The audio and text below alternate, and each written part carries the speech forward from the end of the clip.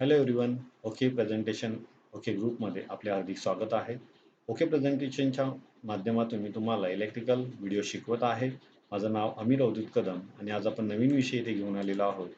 तो म्हणजे थेअरी. या थेअरी विषयामध्ये आपण इलेक्ट्रिकल टूल्स या म्हणजेच इलेक्ट्रिशियन काम करताना कोणकोणत्या टूल्सचा वापर करतो त्या सर्व टूल्सची माहिती आपण या प्रकरणामध्ये घेणार आहोत. जर तुम्ही माझा चॅनल अजूनपर्यंत सबस्क्राईब केला नसाल तर नक्की सबस्क्राईब करायला विसरू नका आणि ही व्हिडिओ आवडली तर व्हिडिओच्या शेवटी लाईक करायला विसरू नका. तर चला आपण चालू करूया. आजचा विषय इलेक्ट्रिकल टूल्स. इलेक्ट्रिकल टूल्स कशास म्हटलं जातं? बघा, इलेक्ट्रिशियन काम करताना ज्या टूल्सचा वापर करतो त्यालाच इलेक्ट्रिकल टूल्स असं म्हटलं जातं. म्हणजे इलेक्ट्रिशियन किंवा वायरमॅन कोण काम करताना जे टूल्स वापरणार त्यालाच एकंदरीत आपण इलेक्ट्रिकल टूल्स असं म्हणणार आहोत. कामाच्या वेळी वायरमॅन आणि इलेक्ट्रिशियनला योग्य टूल्सचा वापर करणे महत्त्वाचे असते. तर वायरमॅनने किंवा इलेक्ट्रिशियनने योग्य टूल्सचा वापर का करावा? कारण काम करताना त्याचं काम अचूक पद्धतीने आणि लवकरात लवकर व्हावं. जर आपण व्यवस्थित टूल्स वापरले नाही तर आपलं काम लवकरात लवकर होणार नाहीये. त्याच्यासाठी काम करताना आपल्याला योग्य टूल्सचा वापर करूनच काम करायचं आहे. पुढे कारागिरांची कामातील अचूकता आणि कामाचा योग्य वेळ हे योग्य टूल्सच्या वापरावर अवलंबून असतो. जर तुमच्याकडे तुमचे टूल्स चांगले असतील तर तुमचं काम सुद्धा लवकरात लवकर होणार आहे. तुमचा वेळ वाचणार आहे. त्यासाठी याला कोणत्याही टेक्निशियनने काम करताना किंवा इलेक्ट्रिशियनने, वायरमॅनने काम करताना योग्य टूल्सचा वापर करणं गरजेचं आहे. म्हणजे तुमचं काम पण लवकरात लवकर होईल आणि चांगल्या टूल्सची तुम्हाला योग्य पद्धतीने मदत सुद्धा होईल.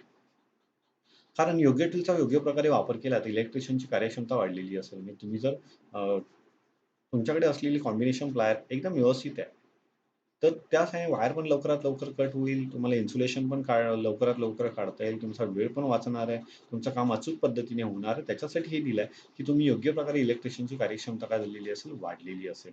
तर या इलेक्ट्रिकल टूल्सची आपण माहिती घेतली. आता आपण जाऊया इलेक्ट्रिकल टूल्सचे प्रकार. सामान्यपणे इलेक्ट्रिकल टूल्सचे 2 प्रकार पडतात.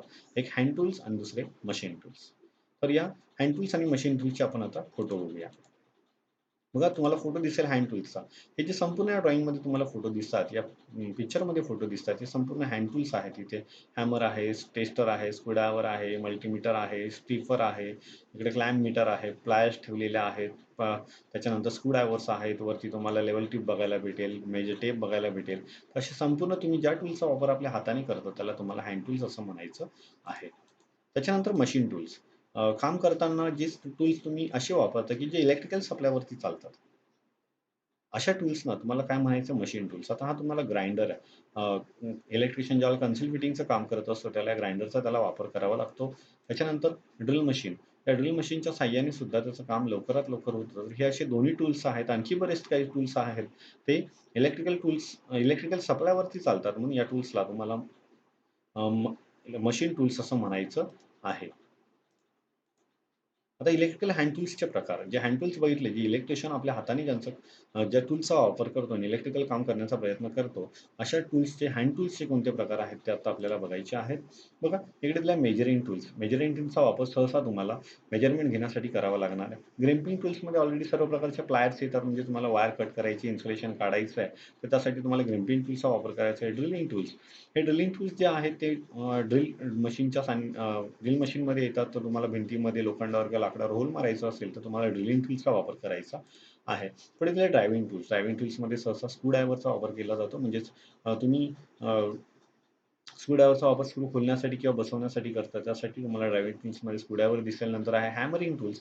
शक्यतो हातोडी, हॅमर यासारखे जे घटक आहेत ते तुम्हाला याच्यामध्ये बघायला भेटतील. मॅलेट्स पण याच्यामध्ये बघायला भेटतील. नंतर पंचिंग टूल्स. तुम्ही ज्यावेळेला ड्रिल मशीनने एखाद्या पदार्थावर होल मारतात, तर त्यावेळेला तुम्हाला पंचिंग टूल्सचा वापर काही पदार्थांवर करावा लागतो. उदाहरणार्थ लोखंडासारख्या पदार्थावर ड्रिलिंग करण्यापूर्वी तुम्हाला पंचिंग टूल्सने तिथे एक छोटीशी मार्किंग करून तुम्हाला ड्रिलिंग करावी लागते. त्याच्यानंतर प्रिसिजन टूल्स. जर तुम्हाला अतिशय सूक्ष्म माप घ्यायचं असेल, तर तुम्हाला प्रिसिजन टूल्सचा वापर करायचा आहे.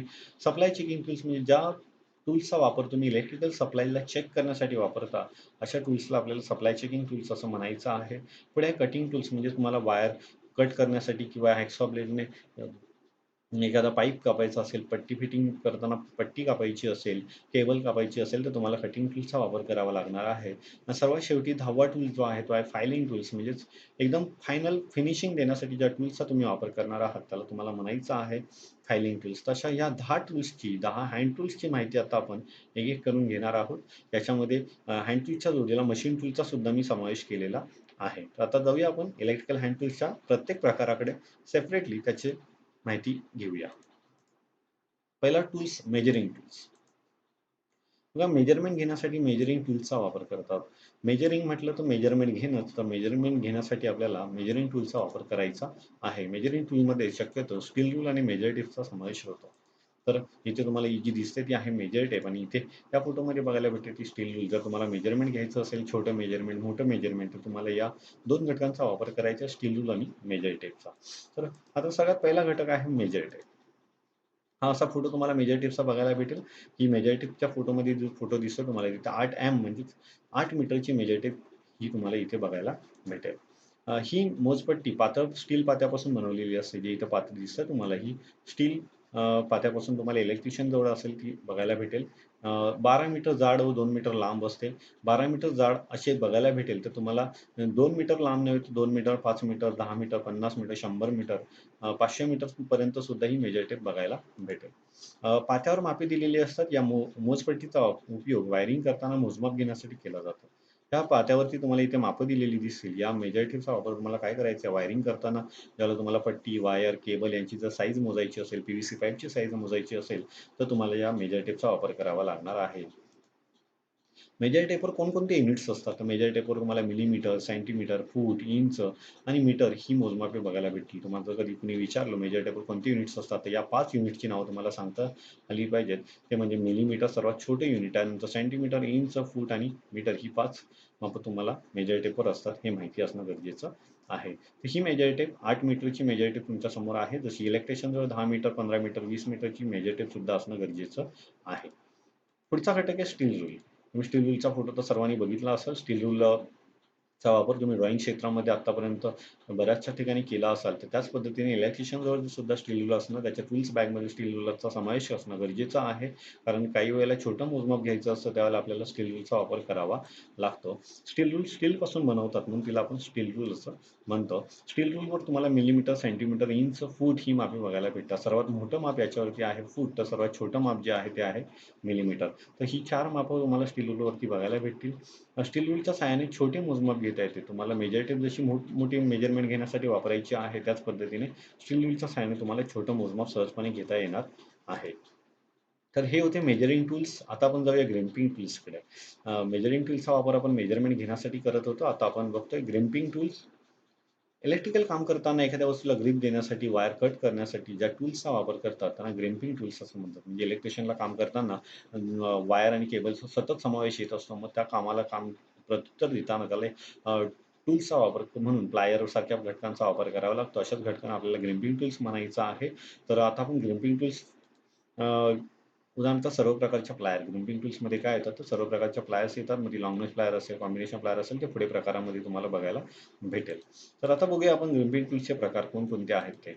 पहिला प्रकार आहे कॉम्बिनेशन प्लायर, दुसरा आहे साइड कटिंग प्लायर, तिसरा आहे लाँग नोच प्लायर, नंतर दिले वायर स्टिपर. तर जवळपास या 4 प्रकारच्या प्लायर सोडून आणखी काही प्लायर्स आहेत, पण या 4 प्रकारच्या प्लायर्सचा वापर इलेक्ट्रिशियनला करणं गरजेचं आहे. आता आपण या प्रत्येक प्लायरची माहिती इथे सविस्तर घेऊया. पहिली प्लायर जिचं नाव आहे कॉम्बिनेशन प्लायर.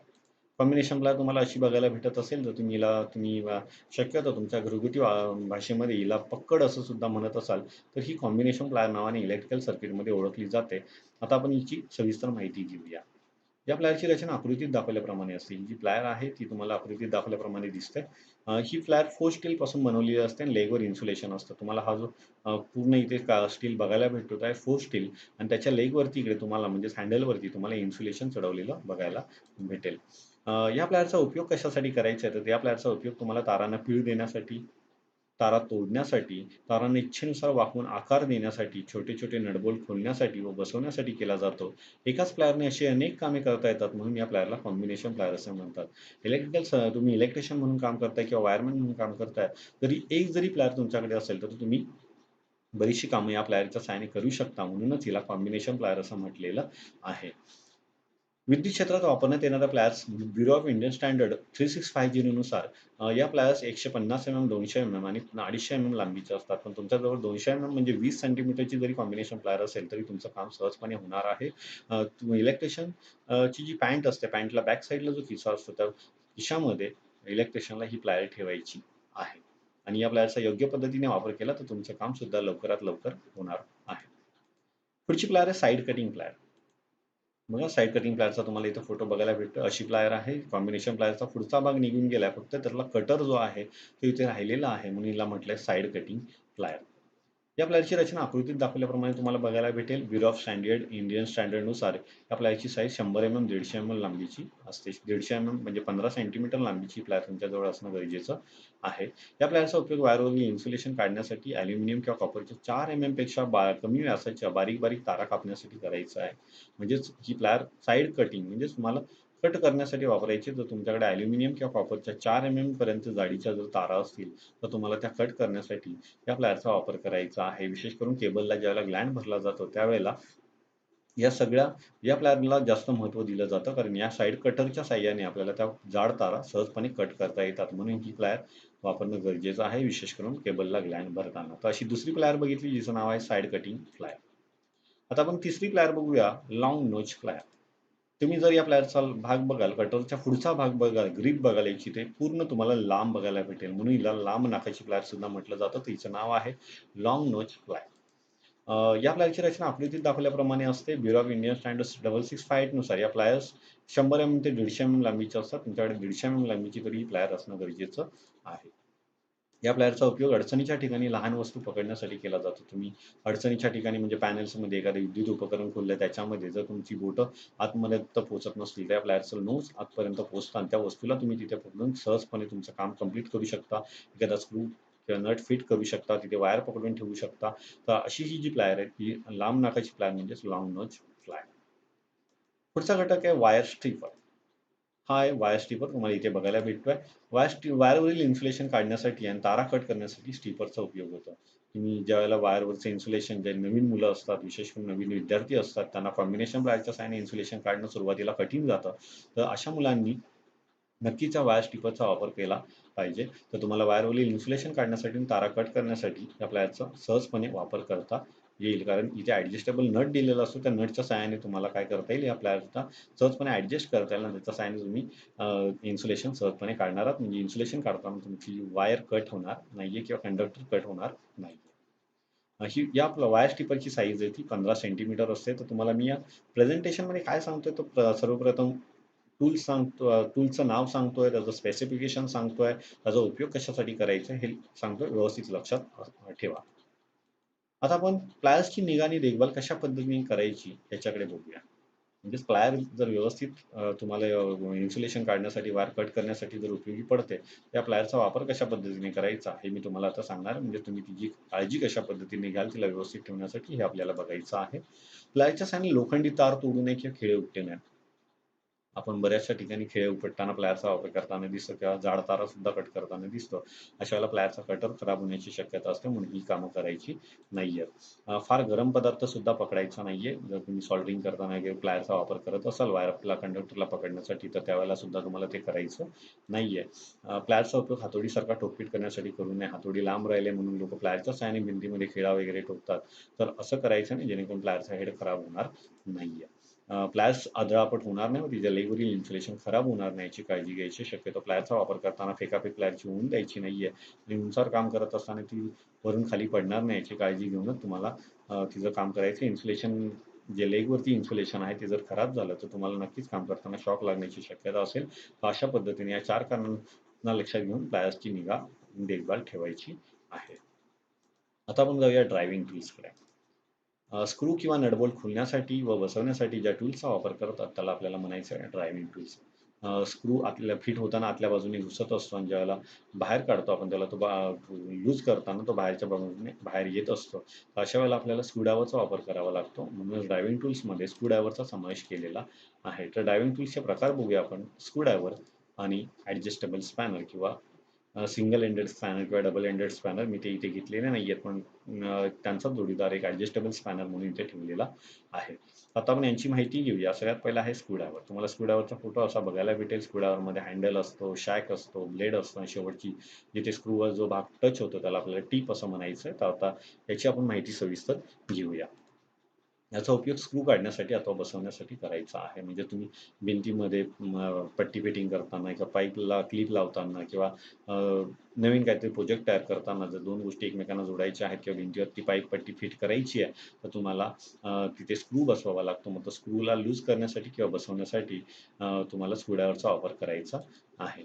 स्क्रूड्रायव्हरचे हँडल लाकूड किंवा सेल्युलोज ॲसिड किंवा हार्ड प्लास्टिकचे असते. हे जे हँडल आहे तुम्हाला इथे भले रबराचं दिसतंय, तर हे पहिल्या काळामध्ये लाकडाचं यायचं. पण आता ते सेल्युलोज ॲसिड किंवा हार्ड प्लास्टिकचं सुद्धा तुम्हाला बनवलेलं बघायला भेटेल. हँडल पासून पात्यापर्यंतच्या सळीला शॅक म्हणतात. हा शॅक कार्बन स्टील पासून बनलेला असतो. शॅकच्या सळीच्या पातळ आणि चापट भागाला ब्लेड असं म्हणतात. जो हा शॅक तुम्हाला दिसतोय, हँडल पासून जी सळी लास्ट पर्यंत दिसते त्याला तुम्हाला काय म्हणायचं आहे? शॅक म्हणायचं आहे. शॅकच्या एकदम कोपऱ्यावर तुम्हाला ब्लेड आणि त्या जो भाग एकदम स्क्रूवर टच होणार आहे, स्क्रूच्या थ्रेडमध्ये जाऊन टच होणार आहे, त्याला तुम्हाला म्हणायचं आहे टीप. ब्लेडच्या जाळीला टीप असं म्हणतात. ब्लेडला हार्डनिंग व टेपनिंग केलेली असते. ब्लेड आहे त्याला हार्डनिंग आणि टेपरिंग तुम्हाला केलेलं भेटणार आहे. स्क्रूड्रायव्हरचा शॅक हँडलमध्ये बसवताना फेरवीच्या साहाय्याने बसवला जातो. हँडलच्या आतमध्ये जो भाग येतो त्याला टॅग असे म्हणतात. हा स्क्रूड्रायव्हरचा जो शॅक आहे तो ज्यावेळेला हँडलमध्ये बसवला जातो तेव्हा बरीचशी प्रक्रिया करून त्याला बसवला जातो, जेणेकरून ते निघणार नाही अशी काळजी घेऊन लक्षात घेतला जातो.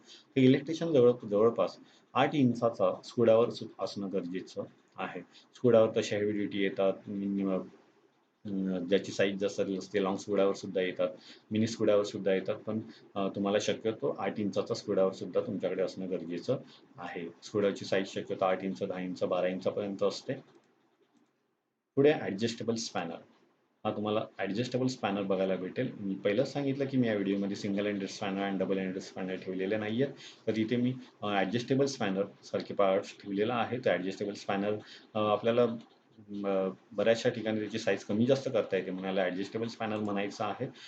याचा स्क्रू फिरवून जो आकार जुळवता येतो जबड्याच्या साईजनुसार त्याची साईज सांगितली जाते. हा जो वन स्क्रू दिलेला आहे त्याच्यानुसार तुम्ही हा फिक्स जातो एका जागेवर, पण इकडे जे ॲडजस्टेबल जो आहे त्याच्या साहाय्याने तुम्ही स्क्रूला जसा फिरवाल तशी याची साईज कमी जास्त होणार आहे. तर कमी जास्त होणाऱ्या साईजमुळे त्याला ॲडजस्टेबल स्पॅनर असं म्हटलेलं आहे. हा ॲडजस्टेबल स्पॅनर तुम्हाला 15 mm, 100, 200, 250 mm साईजमध्ये जास्तीत जास्त बघायला भेटेल. तसा 6 mm पासून 32 mm पर्यंतचा हा ॲडजस्टेबल स्पॅनर सुद्धा तुम्हाला बघायला भेटणार आहे. तर ॲडजस्टेबल स्पॅनरच्या सहाय्याने तुम्हाला नटबोल्ट जिथे जड वस्तू असतात अशा ठिकाणी तुम्हाला नटबोल्ट बसवलेले असतात. उदाहरणार्थ मोटर, ट्रान्सफॉर्मर, जनरेटरच्या बॉडीज. तर ते नटबोल्ट खोलण्यासाठी किंवा बसवण्यासाठी तुम्हाला ॲडजस्टेबल स्पॅनरचा वापर करायचा आहे. आता जाऊया hammering tools. Punching, bending, chipping, straightening, forging आणि रिवेटिंग कामांमध्ये ठोकपीट करण्यासाठी ज्या टूल्सचा वापर केला जातो त्याला आपण हॅमरिंग टूल्स असं म्हणतो. पंचिंग म्हणजेच ड्रिलिंग करण्याअगोदर पंचिंग करावं लागते, एखाद्या पत्राला बेंडिंग द्यावी लागते, चिपिंग चिन्यातोडीचा वापर करताना करावा लागतो, पत्राला स्ट्रेटनिंग करावी लागते. तर अशा वेळेला तुम्हाला हॅमरिंग टूल्सचा वापर करावा लागणार आहे. तर हॅमरची माहिती जाणून घेऊया आपण. हॅमर मुख्यतः हेड आणि हँडल असे दोन भाग असतात. हेड हे कास्ट स्टील किंवा फोर स्टील पासून बनवलेले असते. तुम्हाला जे हेड आहे लोखंडाचा भाग आहे तो कास्ट स्टील किंवा फोर स्टील पासून बनवलेला भेटणार आहे. हँडल हे लाकडे असते जेणेकरून लाकडी हँडल ठोकण्याच्या क्रियेत येणारी कंपन सहजपणे दूर करू शकतो. हँडल लाकडी ठेवण्यामागचं कारण ज्यावेळेला तुम्ही हातोडीचा वापर करता त्यावेळेला ठोकण्याच्या क्रियेमध्ये जे येणारे कंपन आहे ते सहजपणे तुम्हाला दूर होणार आहे. त्यासाठी हॅमरचा हँडल लोखंडी न देता लाकडी दिलेला असतो. आकृतीत दाखवल्याप्रमाणे हेडचे पिन, फेस, चिक, वेज आणि हँडल असे भाग तुम्हाला बघायला भेटतात. आता आपण बॉलपिन हॅमरची आकृती बघूया, त्याच्यामध्ये तुम्हाला ते भाग बघायला भेटतील. मग ही आहे हॅमर. या हॅमरमध्ये तुम्हाला हा हँडल आणि हा हेड असे दोन मुख्य भाग बघायला भेटतील. हेडवरती तुम्हाला चिक, बॉलपिन, एका साईडला striking face, neck, edge, eye hole असे पार्ट्स बघायला भेटतील. आणि याचा हँडल लाकडी आहे कारण ठोकण्याच्या क्रियेमध्ये येणारे कंपन जे ते सहजपणे लाकडी हँडल दूर करतं म्हणून आपल्याला लाकडी हँडलचाच हॅमर वापरायचा आहे. या हॅमरची पिन गोल चेंडूसारखी असते म्हणून या हॅमरला तुम्हाला बॉलपिन हॅमर म्हणायचं. ही जी पिन आहे ती गोल चेंडूसारखी हाफ गोल आहे इथे म्हणूनच या हॅमरला तुम्ही काय म्हणणार आहात? बॉलपिन हॅमर असं म्हणणार आहात. या प्रकारच्या हॅमरचा उपयोग प्रामुख्याने वर्कशॉपमध्ये रिवेटिंगसाठी धातूच्या पत्राला विशिष्ट खोलीपर्यंत खोलगट आकार देण्यासाठी केला जातो. आपल्या कामात 120 व 250 ग्रॅम वजनाच्या हॅमरचा उपयोग भिंतीवर अथवा छतावर गाळे पाडण्यासाठी व छिद्र पाडण्यासाठी केला जातो. जर छोटंसं गाळ किंवा छिद्र पाडायचं आहे, तर तुम्हाला नक्कीच बॉल पिन हॅमरचा वापर करता येणार आहे आणि दुसऱ्या बाजूने नक्कीच भिंतीमध्ये खिळा ठोकता येणार आहे. तर अशी हॅमर इकडे पिन आहे, तो बॉलच्या आकारामध्ये बनवलेला आहे म्हणून याला नाव दिलेलं आहे बॉल पिन हॅमर. पुढची हॅमर बघूया आपण, जिचं नाव आहे क्रॉस पिन हॅमर. या फोटोमध्ये तुम्हाला बघायला भेटेल. हेड जो आहे तो स्ट्रेकिंग फेस एकसारखाच आहे, पण इकडे जो पिन होता त्याऐवजी काय आलेला आहे, बॉल पिन होता तिथे आलेला आहे क्रॉस पिन. हा क्रॉस झालेला आहे म्हणून याला म्हटले क्रॉस पिन हॅमर. या प्रकारच्या हॅमरचा फेस एका बाजूला टेपर करून हँडलकडे काटकोनात वाकवलेला असतो. या हॅमरचा शीट कामात व्ही आकारात गाळे काढण्यासाठी, जॉबच्या आतल्या बाजूचे गाळे करण्यासाठी, तसेच पत्राची लांबी वाढवण्याच्या कामामध्ये केला जातो. इलेक्ट्रिशियनला स्पेशल ज्यावेळेला तो पट्टी फिटिंग करत असतो, त्यावेळेला केसिंग ज्यावेळेला भिंतीवरती फिट करतो, त्या भिंतीला फिट करताना जर तुम्ही हातोडीच्या या भागाने खिळा ठोकला स्टिकिंग फेसने, तर काय होतं, तो खिळा फिट होताना म्हणजे खिळा भिंतीमध्ये ठोकताना पट्टी कट होते. त्यासाठी तुम्हाला अशा पद्धतीच्या हॅमरचा वापर करायचा. सहजपणे तुम्ही तो खिळा भिंतीमध्ये ठोकू शकता. तर अशी हॅमर जी आहे ती 0.22 किलोग्राम म्हणजे 200 ग्रॅम वजनापासून 900 ग्रॅम वजनापर्यंतच्या हॅमर तुम्हाला बघायला भेटतात. इलेक्ट्रिशियन जवळ 500 ग्रॅमची किंवा 250 ग्रॅमची हॅमर असणं गरजेचं आहे. पुढची हॅमर आहे स्लेज हॅमर. याला आपण आपल्या भाषेमध्ये घन असं सुद्धा म्हणतो. यास आपण घन असंही म्हणतो. याचा उपयोग प्रामुख्याने लोहार कामात राउंड बार सरळ करण्यासाठी केला जातो. इलेक्ट्रिकल क्षेत्रामध्ये जास्त करून हिचा वापर केला जात नाही, पण वेल्डिंग क्षेत्रामध्ये किंवा लोहार क्षेत्रामध्ये हिचा वापर सहजपणे केला जातो. लोखंडी बार, चॅनल किंवा आयर्न सरळ करण्यासाठी इत्यादी अशा जड कामांमध्ये आपल्याला या हॅमरचा वापर करताना बघायला भेटेल. पुढची हॅमर आहे क्लॉ हॅमर. क्लॉ हॅमरचा फोटो तुम्हाला अशा पद्धतीने बघायला भेटेल. हा एक विशिष्ट प्रकारचा हॅमर आहे. याचा फेस गोल असतो. मात्र वरचा पिन हँडलकडे वाकवलेला असतो. हा जो पिन आहे तो हँडलकडे वाकवलेला आहे आणि त्याला क्लॉ दिलेला आहे, जेणेकरून म्हणूनच हिला म्हटलेलं आहे क्लॉ हॅमर. त्या भागाच्या मध्यभागी भाग कापलेला असतो. जो क्लॉ आहे त्याला मधला भाग जो आहे तो कापलेला आहे. त्या गाळ्याच्या सहाय्याने सहजपणे खिळे उपटून काढता येतात. म्हणजे खिळे उपटून काढण्यासाठी स्पेशल हॅमर आहे. प्लायरच्या सहाय्याने खिळे उपटायचे नसतात, तर ते क्लॉ हॅमरच्या सहाय्याने काढायचे आहेत. विशेष करून सुतार कामामध्ये ज्यावेळेला लाकडाचा वापर केला जातो, प्लायचा वापर केला जातो, त्यावेळेला तिथे खिळे जास्त प्रमाणात वापरले जातात. त्यासाठी सुतार लोकांना या हॅमरचा उपयोग जास्त करून होताना आपल्याला दिसेल. हॅमर वापरताना घ्यायची काळजी. आता हॅमर वापरताना आपण काय काळजी घेतली पाहिजे ते आपण बघूया. हॅमर वापरताना वापर करतेवेळी ढिल्या दांड्याचे हॅमर वापरू नये. म्हणजेच जो हॅमरचा हँडल आहे तो हेडमध्ये व्यवस्थित बसला याची खात्री करूनच हॅमरला वापरा. हँडलला तेलकट पदार्थ किंवा ग्रीस लावून देऊ नका. जर तुम्ही वेटिंग क्षेत्रामध्ये काम करत असाल तर त्या हॅमरचा वापर करताना त्याला तेलकट पदार्थ किंवा ग्रीस लागणार नाही याची काळजी तुम्हाला घ्यायची आहे. हॅमरचा दांडा योग्य बाजूवर बसून घट्ट बसवलेला असावा, नाहीतर हँडल आपल्या हातामध्ये राहील आणि हेड दुसरीकडे जाऊन पडेल, तर ती काळजी आपल्याला घ्यायची आहे. कामाला अनुसरून योग्य वजनाची हॅमर वापरावी. आपल्याला काम पहिलं जाणून घ्यायचं आहे, कोणतं काम आपण पुढ्यामध्ये करतोय आणि त्या कामाला अनुसरून तुम्ही योग्य वजनाची हॅमर जर वापरली, तर तुमचं काम सुलभ पद्धतीने लवकरात लवकर होणार आहे. तर ही होती हॅमर. आता आपण जाऊया ड्रिलिंग टूल्सकडे. आपला पुढचा टूल्स ज्याला म्हणतो आपण ड्रिलिंग टूल्स. लाकडावर, लोखंडावर व भिंतीवर छिद्र पाडण्यासाठी ज्या टूल्सचा वापर करतात, अशा टूल्सला आपल्याला काय म्हणायचं? ड्रिलिंग टूल्स असं म्हणायचं आहे. ड्रिलिंग टूल्सचे प्रकार. आता ड्रिलिंग टूल्सचे प्रकार कोणते आहेत ते आपण बघूया. Hand drill machine, electric drill machine आणि इलेक्ट्रिक बेंच ड्रिल मशीन. तर हे 3 ड्रिल मशीन्स आहेत. एक हँड ड्रिल ही हाताच्या सहाय्याने वापरली जाते म्हणून हँड ड्रिल मशीन, आणि इलेक्ट्रिक ड्रिल मशीन आणि बेंच ड्रिल मशीन जे आहे ती आपल्याला इलेक्ट्रिकल सप्लायवर चालताना दिसेल, म्हणजे मशीन टूल्समध्ये हिचा समावेश होणार आहे. आता आपण जाणून घ्या हँड ड्रिलची माहिती. हँड ड्रिल शक्यतो तुम्हाला अशा पद्धतीने बघायला भेटेल. तुम्ही बघितली सुद्धा असाल. हिला म्हणतो आपण हँड ड्रिल. लाकडावर छिद्र पाडण्यासाठी या ड्रिलचा वापर होतो. हिच्यापासून आपली मानव जेवढी ताकद लावेल, तेवढी ताकद ही करेल. म्हणून आपल्याला हिचा उपयोग शक्यतो लाकडावरच काम होल मारण्यासाठी करायचा आहे. कारण लाकडावर माणूस सहजपणे होल मारू शकतो. या मशीनची फ्रेममध्ये असलेल्या पोकळीला 2 गिअर व्हील जोडलेले असतात. याच्या बॅक साइडला तुम्हाला इथे आणि एक इथे 2 गिअर व्हील बघायला भेटतील. खालच्या गिअर व्हीलला ड्रिल चेक बसवण्यासाठी असतो आणि दोन्ही गिअर व्हीलवर मोठे गिअर व्हील जोडलेले असते. इथे ड्रिल चेक बसवलेला आहे खालच्या गिअर व्हीलला, आणि या दोन्ही याच्यावरती एक मोठा व्हील बसवलेला आहे. त्याला तुम्हाला फिरवण्यासाठी एक हँडल सुद्धा दिलेला आहे. मोठा व्हील फिरवल्यास छोटे गिअर व्हील फिरतात आणि ड्रिल चेकही फिरतो. तुम्ही ज्यावेळेला हँडलचा वापर करणार आहात, त्यावेळेला हा गिअर व्हील तुम्हाला फिरवायचा आहे आणि या गिअर व्हीलला तुम्ही फिरवाल त्यावेळेला आतले 2 गिअर व्हील फिरून तुम्हाला ड्रिल चेक फिरवता येणार आहे. ड्रिल बीट बसवलेला असल्याने ड्रिल बीट पडून छिद्र पडते. ज्यावेळेला तुम्ही याला फिरवाल आणि त्यावेळेला ड्रिल चेक फिरेल. मग ड्रिल चेकमध्ये इथे ड्रिल बीट बसवलेला असणार, त्याच्यामुळे आपल्याला लाकडावर सहजपणे होल मारता येणार आहे. या मशीनच्या सहाय्याने जास्तीत जास्त 6 व्यासापर्यंत चित्र काढता येतं. म्हणजे याच्यामध्ये जर ड्रिल बीट बसवणार आहात तुम्ही, त्याची साईज असेल 6 लाकडावर ज्यावेळेला होल मारणार ना, त्यात तुम्ही 6 पर्यंतच होल मारू शकता. पुढे आहे पोर्टेबल इलेक्ट्रिक ड्रिल मशीन, जी अशा पद्धतीने बघायला भेटते.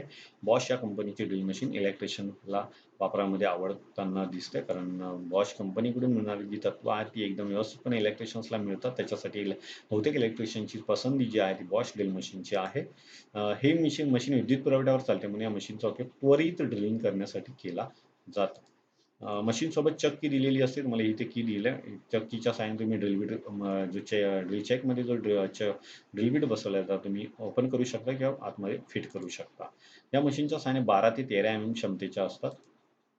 मशीन वापरताना ड्रिल चेकमध्ये ड्रिल घट्ट बांधावे. मशीन चालू करण्यापूर्वी मशीनला अर्थिंग व्यवस्थित जोडली आहे का याची तुम्हाला खात्री करून घ्यायची आहे. नाहीतर तुम्हाला काही भाग याच्यामध्ये धातू विकतात त्याच्यामुळे शॉक लागण्याची शक्यता असेल, तर त्यासाठी व्यवस्थित अर्थिंग आहे की नाही याची खात्री करायची. आणि बरेचसे इलेक्ट्रिशियन इलेक्ट्रिकल ड्रिल मशीनचा वापर करतात. पोर्टेबल इलेक्ट्रिक ड्रिल मशीनचा वापर करताना दिसतात.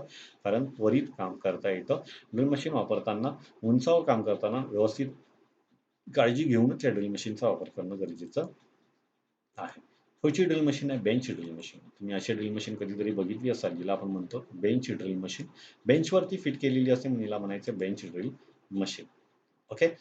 मशीनसोबत चक्की दिलेली असते. त्याच्या साहाय्याने चेकमध्ये ड्रिल बीट बसू शकतात. हिला सुद्धा चक्की दिलेली असते. याच्या साहाय्याने तुम्ही याच्यामध्ये या ड्रिल चेकमध्ये ड्रिल बीट सहजपणे बसवू शकता. या मशीन सुद्धा 12 ते 13 क्षमतेच्या असतात. म्हणजे याच्यामध्ये जे ड्रिल बीट बसवणार ते 12 ते 13 क्षमतेचं तुम्हाला बघायला भेटणार आहे. मशीन वापरताना हिला सुद्धा अर्थिंग व्यवस्थित आहे की नाही ही चेक करायची आहे. नाहीतर काम करणाऱ्या माणसाला शॉक लागण्याची शक्यता असू शकते. ड्रिल मशीनचा वापर करताना शक्यतो डोक्यामध्ये हेल्मेट, डोळ्यांवर गॉगल आणि हातामध्ये ग्लोव्हज घालणं तुम्हाला गरजेचं आहे. अशी ड्रिलिंग टूल्स आपल्याला एखाद्या पदार्थामध्ये लोखंडावर, लाकडावर किंवा भिंतीवर होल मारण्यासाठी याचा वापर करायचा आहे. आता ड्रिल बीट म्हणजेच ड्रिल मारण्यासाठी आपल्याला कोणत्या प्रकारचे ड्रिल बीट वापरतात याची सुद्धा माहिती असणं गरजेचं आहे. हे बघा इकडे दिसतात तुम्हाला ड्रिल बीट. मी 2 ड्रिल बीट तुमच्यासमोर विशेष करून ठेवलेले आहेत. त्यांची माहिती आपण घेऊ. तर ड्रिलिंग म्हणजे जॉबवर छिद्र पाडण्याची क्रिया. ड्रिलिंग म्हणजेच काय जॉबवर ते लोखंड असू द्या, लाकूड असू द्या किंवा भिंती असू द्या त्याच्यामध्ये छिद्र पाडण्याची क्रिया म्हणजे तिला आपण म्हणतो ड्रिलिंग. ड्रिलिंगसाठी वापरण्यात येणारे टूल म्हणजे ड्रिल बीट. ड्रिलिंग करण्यासाठी तुम्ही जे टूल्स वापरणार आहात त्याला तुम्हाला म्हणायचं ड्रिल बीट. ड्रिलिंग करताना ड्रिल हे गोलाकार फिरत असते आणि खालच्या दिशेला साहाय्याने मटेरियलमध्ये घुसत असतं.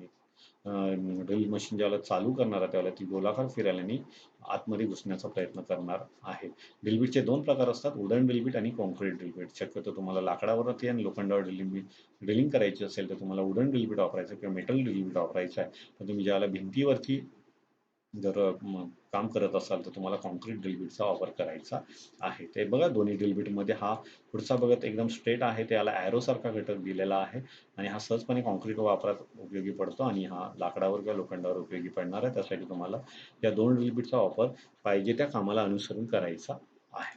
तर अशी रचना होती ड्रिल बीटची. आता बघूया पंचिंग टूल्स. ड्रिलिंग मशीन म्हटलं तर ज्यावेळेला आपण लोखंडावर ड्रिल करतो त्यावेळेला लोखंडावर ड्रिल मशीन थोड्या प्रमाणात सरकते. त्याच्यासाठी ड्रिल बीट सरकतो. त्यासाठी आपल्याला लोखंडावर ड्रिलिंग करण्या अगोदर म्हणजे धातूयुक्त पदार्थावर ड्रिलिंग करण्या अगोदर त्याला पंचिंग टूल्सने मार्किंग करणं गरजेचं आहे. बघा लोखंडावर ड्रिलिंग करण्यापूर्वी ड्रिल बीटला ग्रिप मिळण्यासाठी छिद्र मिळावे म्हणून वापरण्यात येणाऱ्या टूल्सला पंचिंग टूल्स असं म्हणतात. आता कोणता पंच आपण वापरतो तर सेंटर पंच आपण वापरत असतो. हा सेंटर पंचचा तुम्हाला फोटो असा बघायला भेटेल. हा आहे सेंटर पंच. त्याची माहिती वाचूया. सेंटर पिनच्या टोकाकडील कोन आकृतीत दाखवल्याप्रमाणे 90 अंशाचा असतो. हा जो कोन दिसतोय ते एकदम 90 अंशाचा तुम्हाला बघायला भेटेल. या पंचच्या साहाय्याने केलेली मार्किंग रुंद व कमी खोलीची असते. जी मार्किंग होणार आहे याच्या साहाय्याने ती रुंद आणि थोडी कमी खोलीची बघायला भेटणार आहे. या पंचचा उपयोग धातुयुक्त जॉबवर ड्रिलिंग करण्यापूर्वी, मार्किंग करण्यासाठी केला जातो. म्हणजे ज्यावेळेला तुम्ही धातुयुक्त जॉबवर ड्रिलिंग करणार आहात त्याच्या अगोदर या सेंटर पंचने त्या धातूवरती मार्किंग करायची आणि नंतर तुम्ही ड्रिल मशीनचा वापर करून होल मारायचा आहे, जेणेकरून ड्रिल मशीन मधला ड्रिल बीट सरकणार नाहीये. रुंद मार्किंगमुळे ड्रिलचे टोक अचूकपणे केंद्रबिंदू सांगते. जी मार्किंग असते ती थोडक्यात रुंद असते, म्हणून त्याच्यामध्ये ड्रिल बीट सहजपणे जाऊन बसतो आणि तुम्हाला होल मारण्यास मदत होते.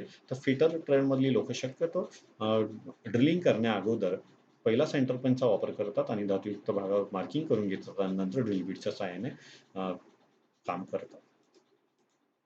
Supply checking tools. पुढचा घटक आहे सप्लाय चेकिंग टूल्स. म्हणजेच इलेक्ट्रिकल सप्लाय आहे तो चेक करण्यासाठी आपल्याला कोणत्या घटकांचा वापर करायचा आहे, त्याला आपल्याला म्हणायचं आहे सप्लाय चेकिंग टूल्स. ज्या टूल्सचा सहाय्याने इलेक्ट्रिकल सप्लाय चेक करतात त्याला तुम्ही म्हणणार supply checking tools. Supply checking टूल्सचे प्रकार कोणते आहेत? तर पहिला आहे टेस्टर, पुढे सिरीज टेस्ट लॅम्प, पुढे मल्टीमीटर आणि व्होल्टमीटर. या 4 साधनांच्या सहाय्याने तुम्ही इलेक्ट्रिकल सप्लाय, मग तो सिंगल फेज असू द्या, 3 फेज असू द्या किंवा डीसी असू द्या, तर या 4 घटकांच्या सहाय्याने तुम्ही एसी डीसी दोन्ही पद्धतीचे सप्लाय चेक करू शकता. म्हणून आपल्या टूल्स मधला पुढचा प्रकार आहे तो सप्लाय चेकिंग. आता यांच्या प्रकारांची माहिती घेऊया आपण. सगळ्यात पहिला टेस्टर. असा टेस्टर तुम्हाला बघायला भेटेल. याचे पाते पोलादी असून ते काचेच्या पोकळ मुठीत बसवलेले असते. मेटल रॉड मीन्स पाते हे काचेच्या पोकळ मुठीत काय केलेलं आहे? बसवलेलं आहे. त्या मुठीत पात्याला स्पर्श करून एक निऑन लॅम्प बसवलेला असतो. या मुठीत एक तुम्ही खालच्या ड्रॉइंगमध्ये सुद्धा बघू शकता. इथे तुम्हाला एक रचना दिसते ती टेस्टरच्या ड्रॉइंगचीच रचना आहे. एक हाय रेझिस्टन्स सुद्धा जोडलेला असतो. त्या रेझिस्टन्स दुसरे टोक मुठीच्या बाहेर एका धातूच्या बटनाला जोडलेले असते. याच्या सहाय्याने विजेचे अस्तित्व तपासता येते. म्हणजे पहिलं बघा सगळ्यात पहिला मेटल रॉड, त्यानंतर हाय रेझिस्टन्स, नंतर निऑन लॅम्प. कारण या लॅम्पमध्ये गॅस भरलेला असतो निऑन म्हणून त्याला निऑन लॅम्प म्हणतात. हाय रेझिस्टन्स कारण याचा जो रेझिस्टन्सचा व्हॅल्यू आहे तो हाय ओहममध्ये आहे म्हणून याला हाय रेझिस्टन्स असं म्हटलेलं आहे. एक स्प्रिंग टेन्शनच्या सहाय्याने व्यवस्थित बसवलेले असतात. तुम्हाला खिशाला अडकवण्यासाठी क्लिप किंवा होल्डर सुद्धा दिलेला असतो. सगळ्यात शेवटी एंड बटन, या एंड नटच्या सहाय्याने संपूर्ण टेस्टरला एका काचेच्या पोकळ मुठीत बंद केलेला असतो, पॅक केलेला असतो. याच्या सहाय्याने आपल्याला विजेचा म्हणजे फेज मध्ये करंट आहे की नाही तो चेक करता येतो. हा टेस्टर जो आहे तो 500 व्होल्ट क्षमतेचा असतो. इलेक्ट्रिशियन जो टेस्टर आहे तो 500 व्होल्टचा चेक असतो. म्हणजे तुम्ही सिंगल पेजच्या जोडीला डबल पेज सुद्धा याच्या सहाय्याने चेक करू शकता. पुढे टेस्टर आपल्या हातात धरून त्याचे पाते सप्लाय लाईनच्या वायरला स्पर्श करावे आणि आपण जमिनीच्या संपर्कात राहून टेस्टरच्या धातुयुक्त बटनाला स्पर्श करावे. म्हणजे टेस्टरच्या मेटल रॉडला तुम्हाला काय करायचं आहे? मेटल रॉड सप्लाय लाईनच्या वायरला स्पर्श करायचा आहे ना, शेवटचं जे एंड बटन आहे त्याला तुम्हाला काय द्यायची? आपल्या शरीरातून आलेली अर्थिंग वायर द्यायची आहे. त्यामुळे सप्लायची फेज वायर आणि शरीरातून अर्थिंग वायर मिळून निऑन लॅम्पचे सर्किट पूर्ण होते आणि लॅम्प प्रकाशित होऊन तुम्हाला टेस्टरच्या साहाय्याने लाईनमध्ये करंट आहे की नाही ते चेक करता येतं. लॅम्प पेटला तर आपण समजलं लाईनमध्ये करंट आहे आणि लॅम्प नाही पेटला तर समजणार लाईनमध्ये करंट नाही आहे. निऑन टेस्टरचा वापर करताना त्या सादळा आपट करू नये. शक्यतो टेस्टर हातातून खाली पडतो तर असा पडला तर आतमध्ये निऑन लॅम्प उडण्याची शक्यता असते, खराब होण्याची शक्यता असते. त्यासाठी आदळ आपट होणार नाही याची तुम्हाला काळजी घ्यायची आहे. आतील लॅम्प चांगल्या स्थितीत आहे याची खात्री केल्याशिवाय टेस्टर विसंबून राहायची. या गोष्टीकडे महत्त्वाचं लक्ष द्यायचं आहे. कारण जर टेस्टरच्या आतील लॅम्प गेलेला असेल आणि तुम्ही फेज वायरला टेस्टर लावला तर तो पेटला नाही तर तुम्ही असं समजायचं की तुम्ही असं समजाल की वायरमध्ये लाईन नाही, पण लाईनमधला करंट आहे पण तो तुम्हाला टेस्टर बंद असल्यामुळे दिसत नाहीये. तर त्याच्यासाठी आतमधला लॅम्प चांगल्या स्थितीत आहे की नाही याची खात्री केल्याशिवाय टेस्टरवर लक्ष द्यायचं नाहीये. पुढचा घटक आहे सिरीज टेस्ट लॅम्प. तुम्हाला अशा पद्धतीचे 2 लॅम्प सिरीजमध्ये जोडलेले दिसतील तर तुम्ही म्हणणार त्याला सिरीज टेस्ट लॅम्प. 250 व्होल्टचे 2 लॅम्प सिरीजमध्ये जोडून सिरीज टेस्ट लॅम्प बनवला जातो. बघा एका लॅम्पची क्षमता 250 व्होल्ट, दुसऱ्याची 250 व्होल्ट. त्यांना सिरीजमध्ये जोडले म्हणून त्यांची टोटल क्षमता झाली 500 व्होल्ट. तर असा टेस्ट लॅम्प जो आहे तो 500 व्होल्टचा टेस्ट लॅम्प तुम्हाला बघायला भेटेल आणि सिरीज टेस्ट लॅम्पचा उपयोग सिंगल फेज व 3 फेज सप्लायचे व्होल्टेज चेक करण्यासाठी तुम्हाला करायचा आहे. इलेक्ट्रिकल क्षेत्रात सप्लाय चेक करण्यासाठी सिरीज टेस्ट लॅम्पला जास्त महत्त्व आहे. कारण रिटर्न सप्लाय सारखा जो दोष आहे तो सिरीज टेस्ट लॅम्पच्या साहाय्याने तुम्हाला कळणार आहे. त्याच्यासाठी सिरीज टेस्ट लॅम्पचा वापर करताना सिरीज टेस्ट लॅम्पलाच तुम्हाला जास्त महत्त्व द्यायचा आहे. तर असा सिरीज टेस्ट लॅम्प नंतर पुढचा घटक आहे मल्टीमीटर. एक डिजिटल मल्टीमीटर आहे. डिजिटल पद्धतीने चालतं म्हणून याला मल्टीमीटर असं म्हटलेलं आहे. तर हा एक डिजिटल टाईपचा मीटर आहे. या मीटरला इलेक्ट्रिकल क्षेत्रात जास्त महत्त्व सुद्धा आहे. या मीटरच्या सहाय्याने current, voltage, resistance, continuity, electronics components तुम्हाला काय करता येते? चेक करता येतात. इथे हा सिलेक्टर स्विच जसा तुम्ही चेक कराल तर तो डीसी व्होल्टेज चेक करणार, इथे आला तर ते एसी व्होल्टेज चेक करेल, इथे डीसीचा करंट चेक करेल, त्याच्यानंतर इथे कंटिन्युटी चेक करणार आहे, इथे रेझिस्टन्स चेक करणार आहे. अशा गोष्टी चेक करण्यासाठी तुम्हाला मल्टीमीटर मल्टिपल गोष्टींना चेक करतो म्हणूनच याला तुम्हाला म्हणायचं आहे मल्टीमीटर. तुम्ही 3, 4, 5 गोष्टी याच्या सहाय्याने चेक करू शकता म्हणून याला नाव दिलेलं आहे मल्टीमीटर. तर इलेक्ट्रिकल सर्किटमध्ये सिंगल फेज, 3 फेजचा व्होल्टेज चेक करण्यासाठी सुद्धा तुम्ही त्याचा वापर करू शकता. पुढचा घटक आहे व्होल्टमीटर. हा व्होल्टमीटर एसी व्होल्टमीटर आहे, 500 व्होल्टचा आहे. आणि इकडे DC व्होल्टमीटर 30 व्होल्टचा आहे. हा सुद्धा 500 व्होल्टेजपर्यंत तुम्हाला बघायला भेटेल. ते AC आणि DC वरती दोन्ही सप्लायवर चालणारे व्होल्टमीटर इथे आहेत. आता आपण व्होल्टमीटरची माहिती घेऊया. व्होल्टमीटरमध्ये प्रेशर कॉईल असते. या दोन्ही मीटर्समध्ये तुम्हाला प्रेशर कॉईल बघायला भेटेल. प्रेशर कॉईल पॅरलल सर्किटमध्ये जोडतात. त्या अगोदर एक वाक्य सांगेल की प्रेशर कॉईल जी आहे ती प्रेशर कॉईल व्होल्टमीटरमध्ये बसवलेली असते, तर ती बारीक तारीची जास्त टर्न्सची असते, जेणेकरून तिचा जो रेजिस्टन्स आहे तो जास्त ठेवलेला असतो आणि तिचं करंटचं प्रमाण कमी असतं. तर असं प्रेशर कॉईल आपल्याला व्होल्टेज दाखवण्याचं काम करते. व्होल्टमीटरला लाल व काळा अशा या 2 रंगाचे टर्मिनल असतात. त्याला 2 टर्मिनल तुम्हाला बघायला भेटतील. तर एक लाल टर्मिनल तुम्हाला फेज वायर आणि ब्लॅक कलरच्या टर्मिनलला तुम्हाला न्यूट्रल वायर जोडायची आहे. व्होल्टमीटरच्या साहाय्याने सिंगल फेज व 3 फेज सप्लायचे व्होल्टेज सुद्धा चेक करता येते आणि डीसीच्या साहाय्याने डीसीचं व्होल्टेज सुद्धा तुम्हाला चेक करता येणार आहे. व्होल्टमीटर 250 व्होल्ट ते 500 व्होल्टचे बघायला असतात. जर तुम्हाला सिंगल फेजवर व्होल्टेज चेक करायचं तर 250 व्होल्टचा व्होल्टमीटर सुद्धा असला तरी चालेल आणि 3 फेजचा व्होल्टेज चेक करायचं तर तुमच्याकडे 500 व्होल्टचा व्होल्टमीटर सुद्धा असणं गरजेचं आहे.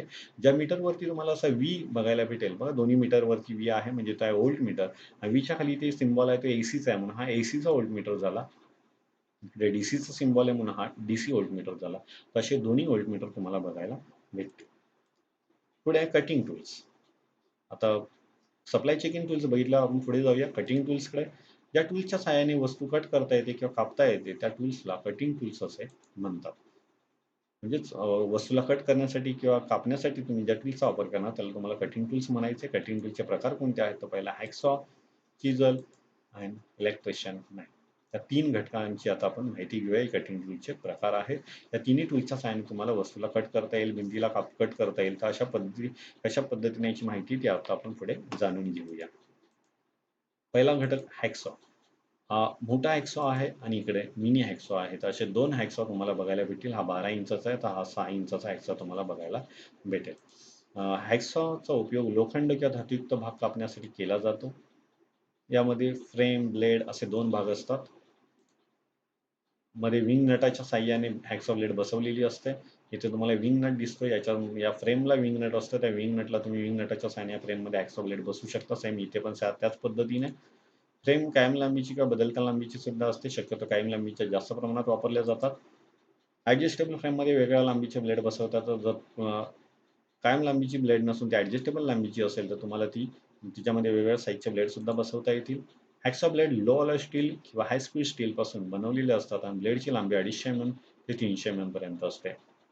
जे मोटर हॅकसॉ ब्लेड आहे त्याची साईज तुम्हाला 250 mm ची बघायला भेटेल, 300 mm ची बघायला भेटेल. तर छोट्या हॅकसॉची ब्लेड 150 mm म्हणजेच 6 इंचापर्यंत बघायला भेटणार आहे. तर असा हॅकसॉ ब्लेड आपल्याला इलेक्ट्रिकल क्षेत्रामध्ये ज्यावेळेला तुम्ही पट्टी फिटिंगवर काम करत असाल तर पट्टी कापण्यासाठी, वायर कापण्यासाठी तसंच छोट्या केबल्स कट करण्यासाठी सुद्धा तुम्हाला या हॅकसॉ ब्लेडचा वापर करता येणार आहे.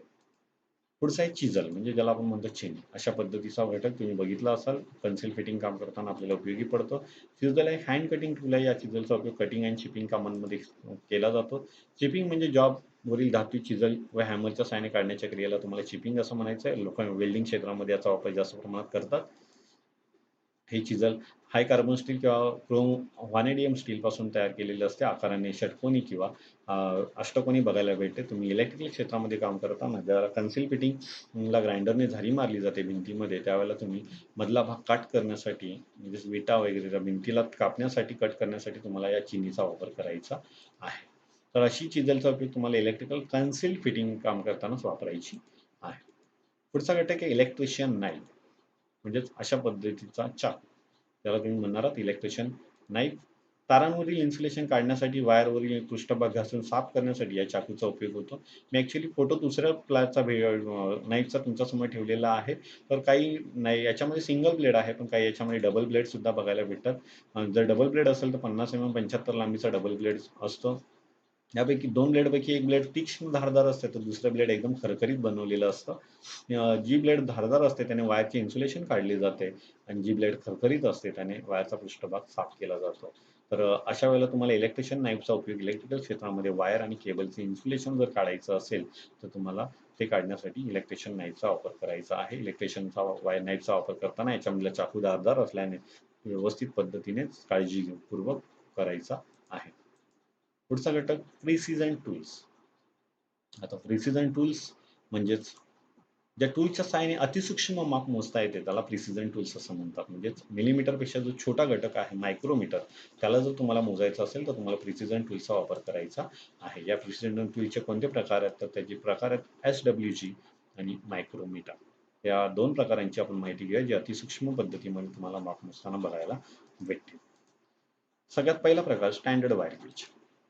अशा पद्धतीचा तुम्हाला एक राऊंड किंवा रेक्टँगलमध्ये एक गेज बघायला भेटेल, त्याला तुम्ही म्हणणार आहात स्टँडर्ड वायर गेज किंवा राऊंड वायर गेज. त्याची माहिती बघूया आपण.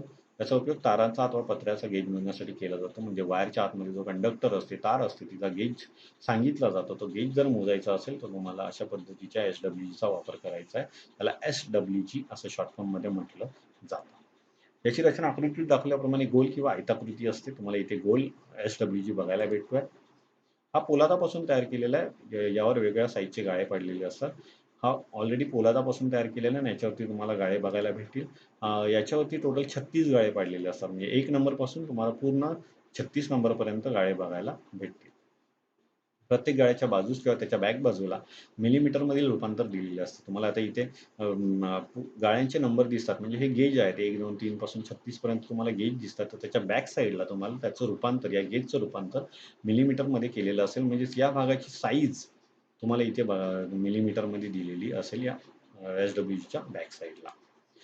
गेज म्हणजे ताराचा अथवा पत्र्यांची जाडी होय. तारांची जाडी अथवा पत्र्याची जाडी साधारणपणे मिलीमीटरमध्ये न सांगता ती गेजमध्ये सांगितली जाते. ज्याला आपण हार्डवेअर स्टोअरमध्ये किंवा इलेक्ट्रिकल स्टोअरमध्ये तुम्ही वायर घ्यायला जाल, कंडक्टर घ्यायला जाल, केबल घ्यायला जाल, तर त्यावेळेला तुम्हाला जी साईज सांगायची ती मिलीमीटरमध्ये सांगायची नाही, तर ती गेजमध्ये सांगायची आहे. तर ती साईज गेजमध्ये सांगितली जाते. म्हणून आपल्याला स्टँडर्ड वायर गेजचा वापर करणं माहिती पाहिजे. जेवढा गेज नंबर जास्त असेल तेवढी जाडी कमी असते आणि जेवढा गेज नंबर कमी असेल तेवढी जाडी जास्त असते. म्हणजेच जाड तारांचा अथवा पत्र्याचा गेज कमी असतो. जर तुम्ही इथे बघाल 1 नंबर मोठा आहे आणि 36 नंबरचा गेज छोटा आहे.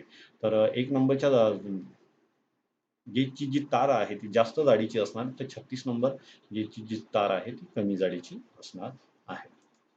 आता वायरची गेज मोजण्याची पद्धत कशी असते ती आपल्याला बघायची आहे. वायरचा गेज मोजण्यासाठी प्रथम तारांवरील इन्सुलेशन तुम्हाला काढून घ्यायचं आहे. तारांना सरळ व स्वच्छ करून घ्यायच्या आहेत.